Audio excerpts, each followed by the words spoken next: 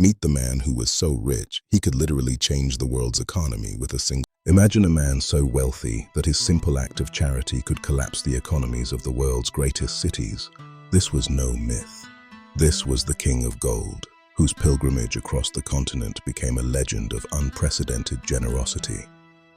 He traveled with tens of thousands, distributing gold so freely that the very value of the metal plummeted in every city he visited. For over a decade, the markets of Cairo and Mecca were thrown into chaos, struggling to adjust to a world where gold was suddenly everywhere. How powerful must a man be to change the global economy, not through war or conquest, but through charity alone? Shocked merchants watched as their fortunes shifted overnight, all because of one man's devotion and wealth. His journey spanned thousands of miles, leaving a trail of gold and stories that would echo for centuries. In a world of greed, he chose to give, and in doing so, he broke the world.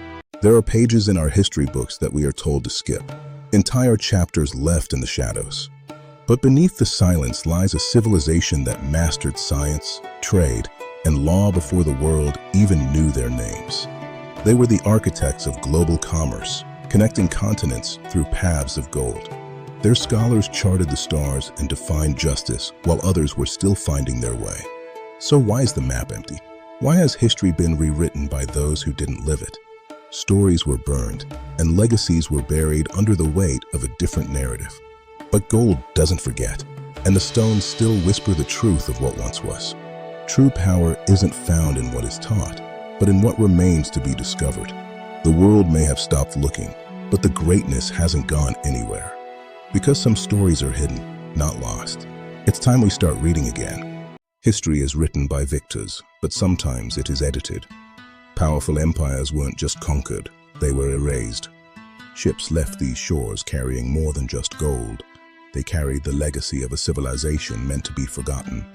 But knowledge survives. To understand this empire, you must look beyond the gold. This land's pilgrimage could collapse economies, and a king's word ruled the heart of the continent.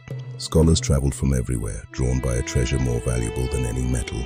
In this land, books were the currency of the elite. Knowledge was their real treasure. Vast libraries held the secrets of medicine and stars until the flames came. The fall was the deliberate act of forgetting, a silencing of a golden age. History remembers the loud, not always the great. But this legacy can never be buried. It is time to remember the empire the world tried to forget, the golden age of Mali. On his pilgrimage to Mecca, Mansa Musa brought with him a fortune that defied belief, weighing so much gold to the poor that its value plummeted across entire nations. In Egypt, the price of gold didn't recover for over a decade. He had accidentally collapsed the world economy. The world had never seen such power, the power to destroy through pure generosity. How powerful must a man be to change the world with charity alone? I am Mansa Musa. In the heart of West Africa, we built an empire that the world would never forget. Our lands were blessed with gold, wealth so vast it flowed like the rivers of the Niger. But gold was not our only glory.